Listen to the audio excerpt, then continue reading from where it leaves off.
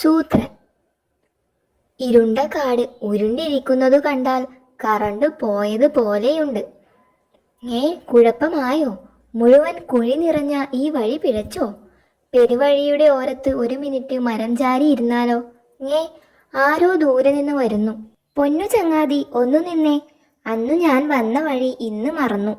ശിവ ശിവ, ഇത് ശിവഭഗവാന്റെ ശിങ്കിടിയല്ലേന്ന് ശക്തമായൊരു ശങ്ക.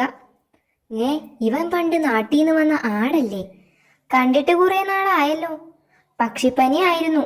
പക്ഷിപ്പനി. ഭക്ഷണം കഴിക്കാതെ ശിക്ഷ അനുഭവിച്ചു. പിന്നെ രക്ഷപ്പെട്ടു. അപ്പോൾ തോന്നി പച്ചപാവങ്ങൾക്ക് ആ തൃപ്പാദങ്ങളാണ് എപ്പോഴും ഒപ്പമുണ്ടാവുക എന്ന് വെച്ചാൽ ജഡാധാരിയായ ആ ജഗതാത്മാവിനെ ജസ്റ്റ് ഒന്ന് കാണാൻ ഈ ജന്തു ജനുവരി മുതൽ ജനപാലമില്ലാതെ ജീവിക്കുകയാണ്. കുറച്ചുനാൾ മുമ്പ് കുറുക്കന്റെ രൂപത്തിൽ വന്ന് കുശലം ചോദിച്ച ആ കരുണാമയനെ ഒന്ന് കാട്ടിത്തരൂ.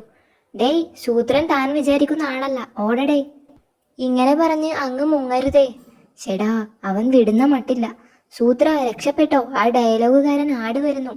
അയ്യോ, താനൊരു കാര്യം ചെയ്, ആ പാത്രമെടുത്ത് എന്നെ മൂടിക്കോ. അഴിക്കാൻ പറ്റുന്നില്ല. കടിച്ചു പൊട്ടിക്കടോ. ഇതിനകത്ത് വെള്ളമുണ്ടായിരുന്നു. ഗംഭീരം. ഗംഗാധരന്റെ തലയിൽ നിന്ന് ഗളകളാന്ന് ഗമിക്കുന്നത് ഗംഗാനദിയല്ലേ? അയ്യോ, നില്ലടാ അവിടെ. ഞാൻ കുടിക്കാൻ വെച്ച വെള്ളം നീ എടുത്തു കളയും അല്ലടാ. അയ്യോ, ഇത് പാലാഴിയല്ലേ? പള്ളി കൊള്ളുന്നത് പന്നകേന്ദ്രശയനായ പത്മനാഭനല്ലേ?